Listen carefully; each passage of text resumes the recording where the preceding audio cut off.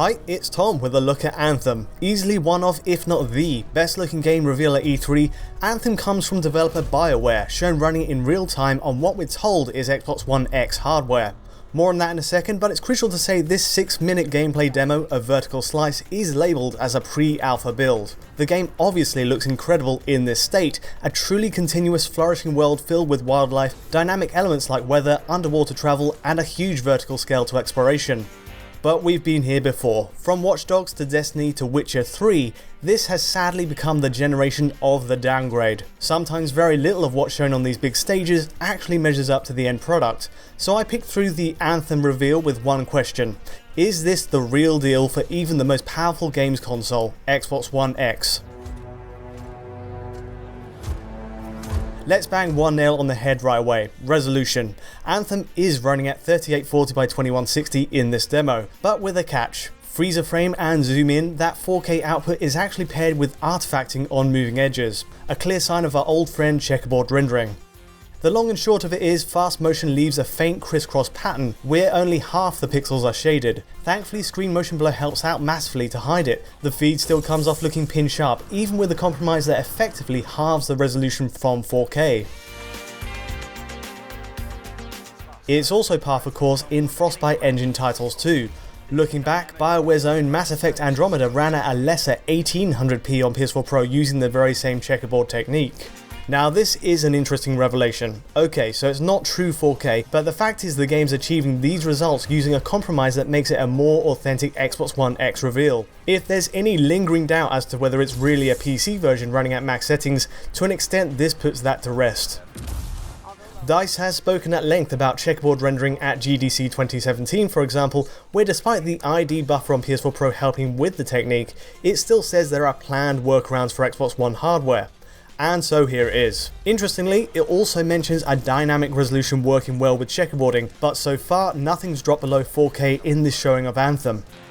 That's the first point. Even if it's not 100% the real deal, clearly BioWare has made steps to at least emulate the parameters of Xbox One X. As for frame rates, well, we only have a 30fps feed supplied by Microsoft here, so no performance tests for this one. The feed arrived as a 29.97 FPS encode, which rules out a 100% fair test for that. Hey guys, what's up?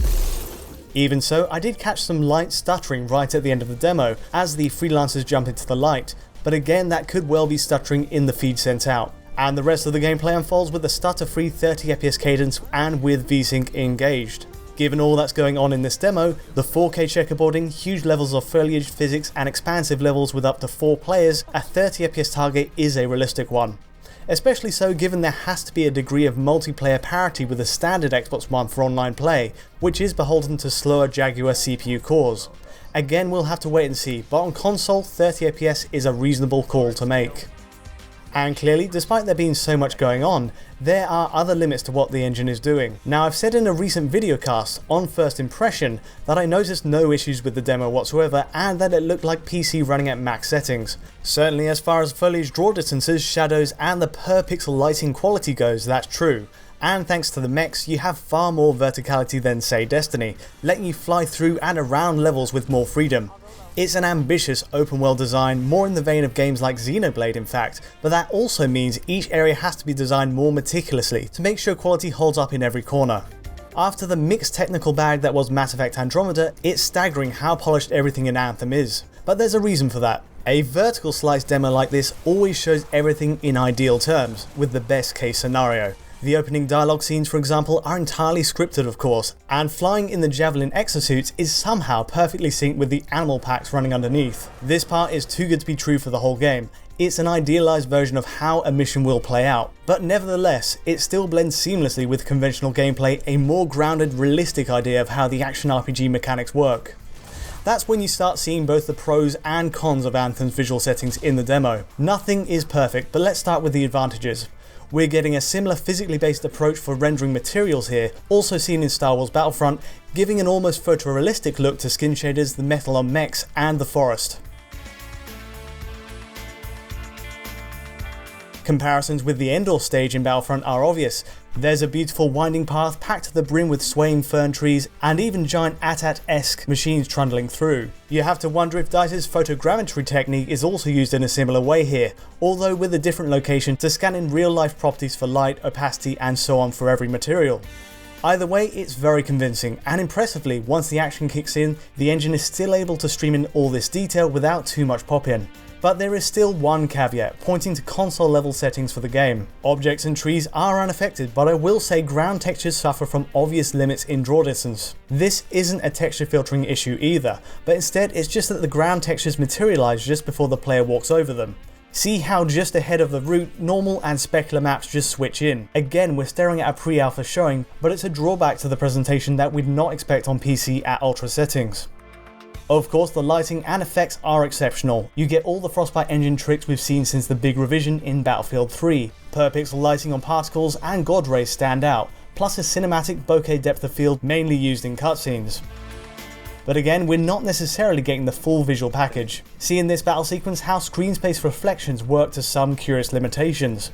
Slowing the footage down, all geometry of the world is factored into the water and some light bounce as well. But what's evidently missing is any particle effect reflections for gunfire or from explosions. It's definitely a nitpick, but you have to wonder if there's another level to the rendering setup being reserved for a PC release.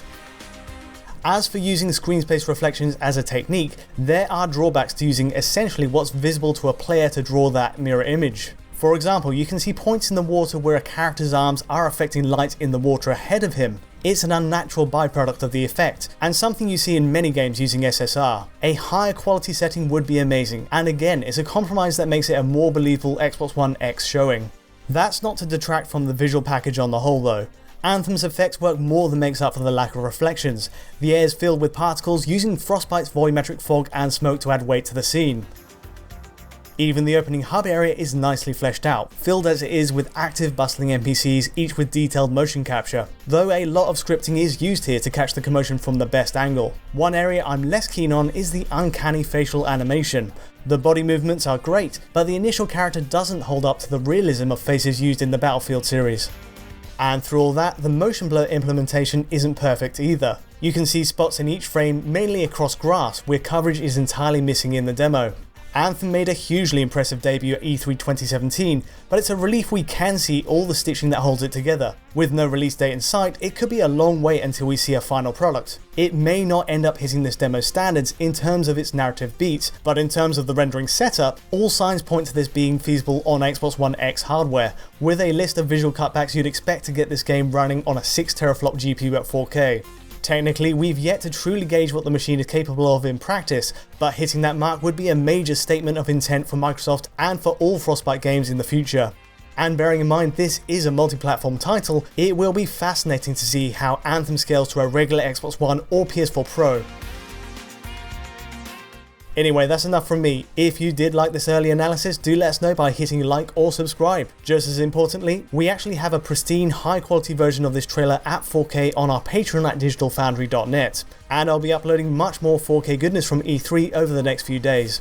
Until next time though, thanks for watching. Supplies, just about ready. What are you going to use today? I decided to go with the Colossus. I'm going to use my Ranger. Try out some new upgrades.